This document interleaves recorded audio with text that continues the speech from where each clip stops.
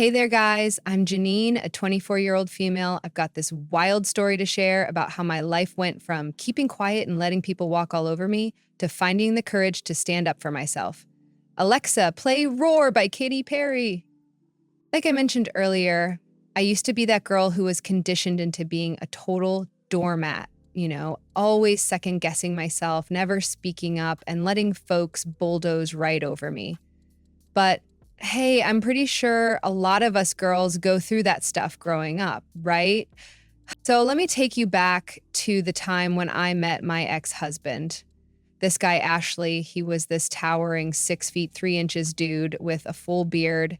And yes, the irony's lost on me that such a man could be named Ashley. Lol. Guess his parents were expecting something different. Anywho, this guy was an absolute beast.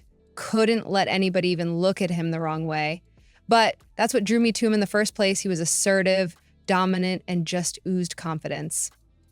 I mean, he was the complete opposite of little old me, which made me swoon.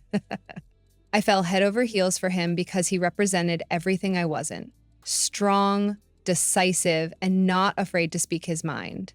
I let him make decisions about everything, and I was cool with that. He was also a bit older and more experienced, and I trusted his judgment. My job, I thought, was to sit there and look pretty. Life seemed pretty peachy like that. Fast forward to a few weeks after our 3rd anniversary, and things started going south. Ashley, who used to be this confident and assertive guy I admired, started getting more and more rude. I don't know, y'all. He was just kind of cocky and snarky and passive-aggressive. It was as if he was constantly looking down on me. He basically did a complete 180 on me, and I couldn't wrap my head around it.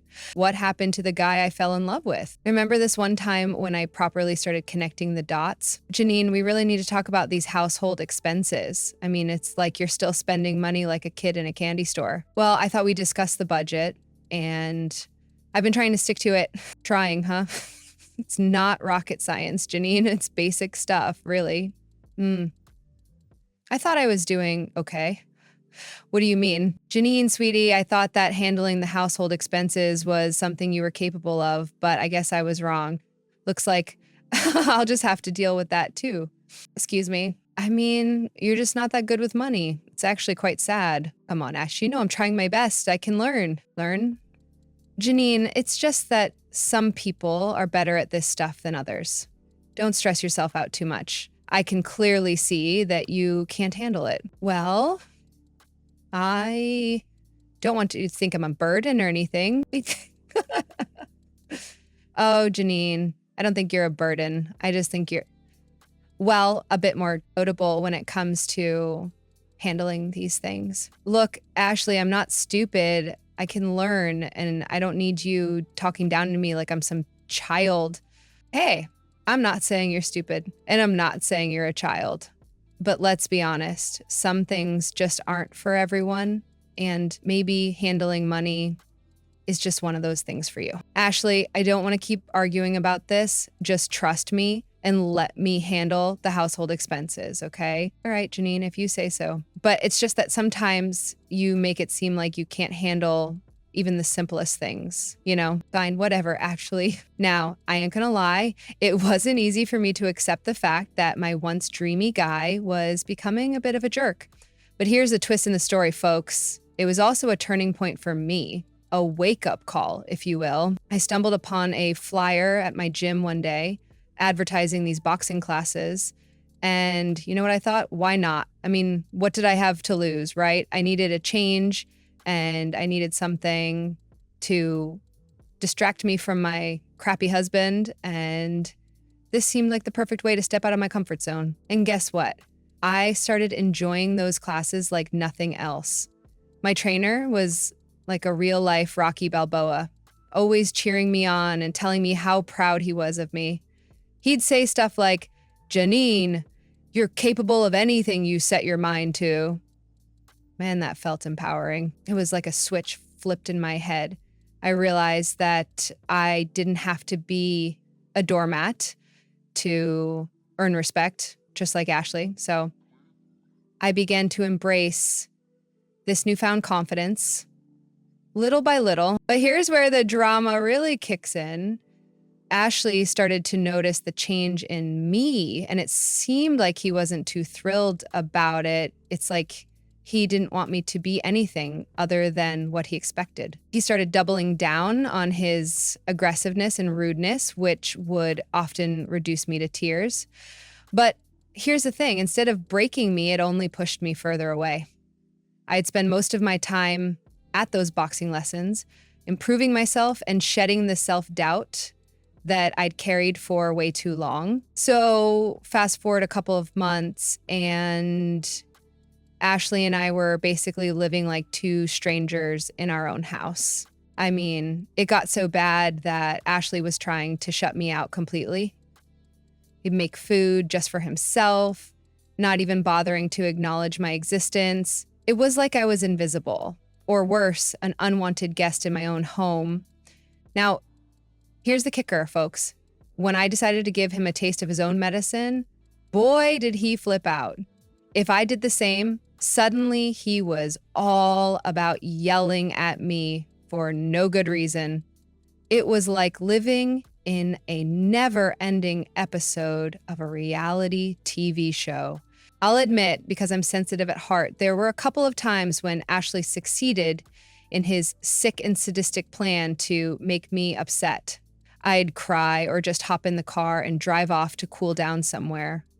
But more often than not, I stood my ground, which was surprising to both him and me. I wasn't going to be pushed around anymore. Then one day, Ashley was at it again, being all shouty and judgy for absolutely no reason. And I don't know if I had just woken up on the wrong side of the bed that day or if my period was about to cut on, but that's when I just snapped. I let out all the feelings I'd been holding inside for so long, and man, it felt good. Janine, what the hell is wrong with you?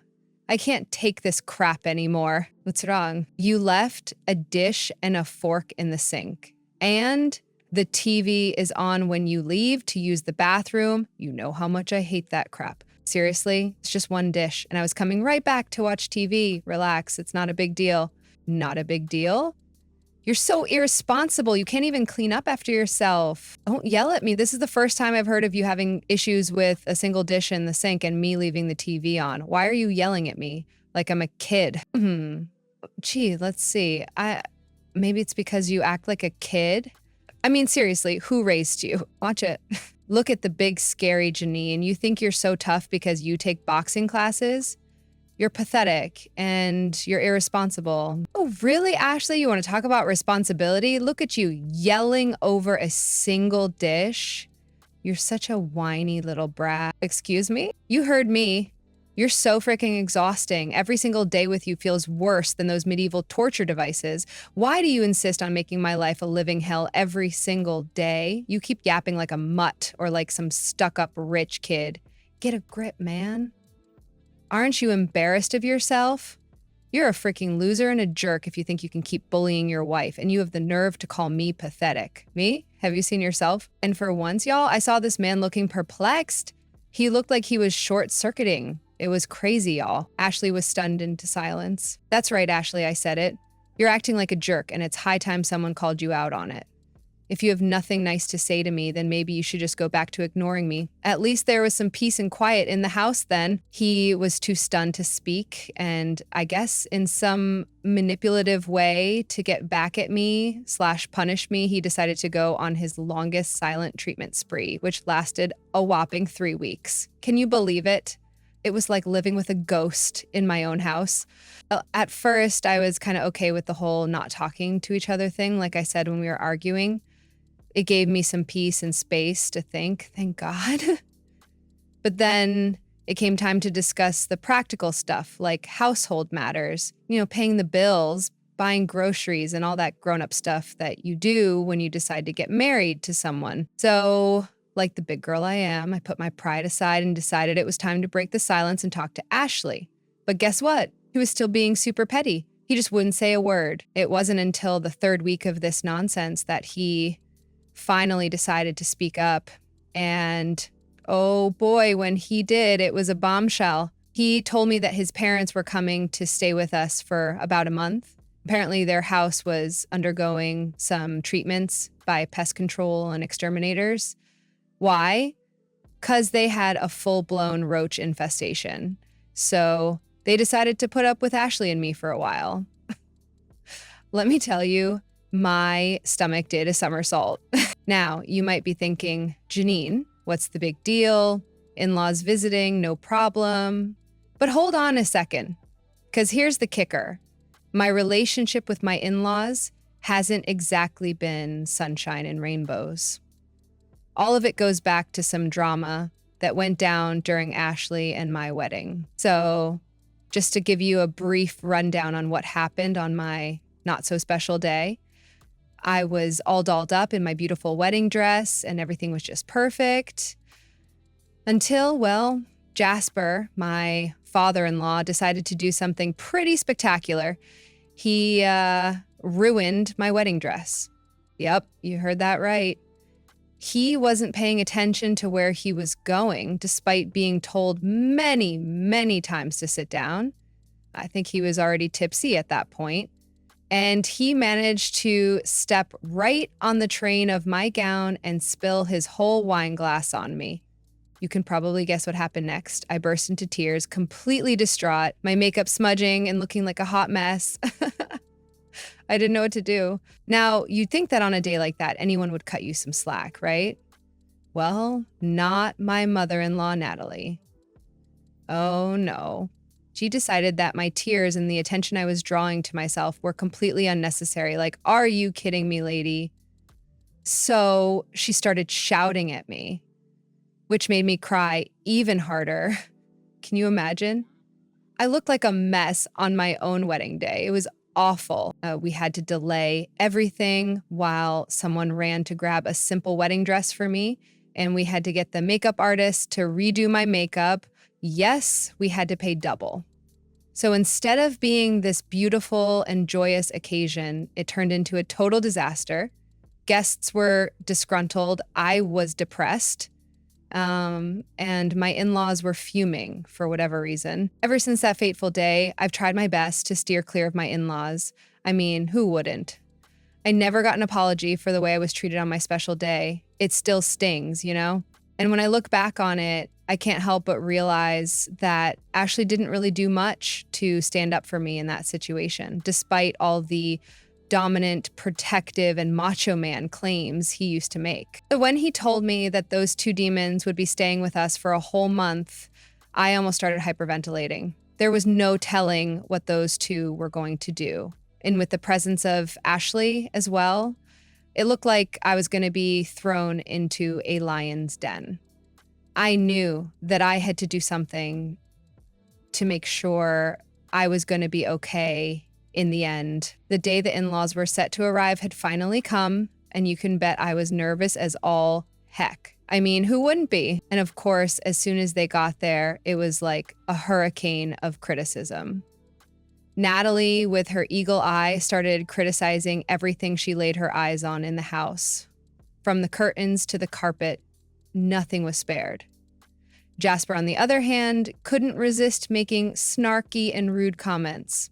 He even went as far as reminding me of my traumatizing wedding day. Real classy, right? But wait, there's more. Ashley, my darling husband, decided to join the party too. He'd often egg his parents on and laugh along with their rude jokes and comments. I mean, really, it was like a circus of rudeness. And it was slowly chipping away at me. Even though I was becoming a stronger person and standing up for myself, those words were cutting pretty deep.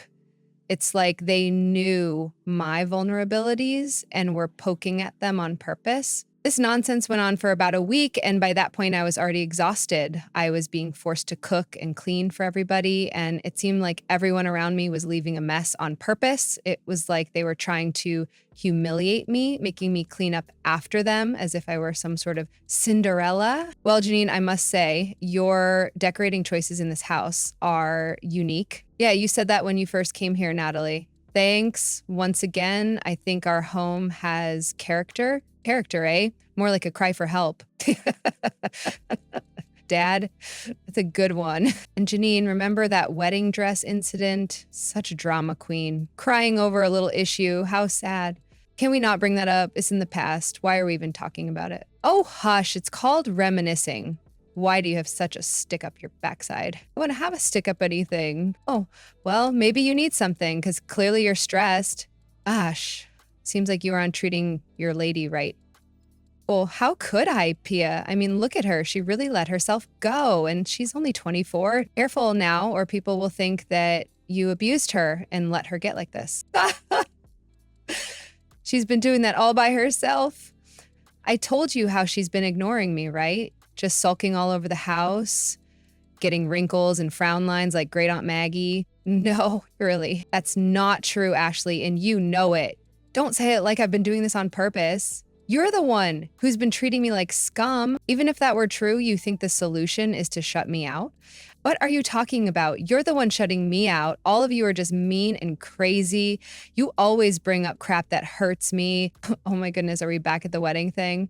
I told you we were joking. You need to lighten up. Yes. Yeah, Janine, lighten up. Seriously, Janine. That was hilarious. How could you not laugh? You guys are acting like high school bullies. It's pathetic. Oh, listen to her playing the victim. As always, victim, more like a loser. Yeah, a loser who can't even handle a little teasing. Ashley, how have you survived this long? By the grace of God, Dad. It's all through the grace of God. That's enough. I can't take this anymore. I went upstairs and decided to lock myself in my bedroom to cry for a bit. So after I locked myself in that room and had a good cry, I started tossing things around in frustration.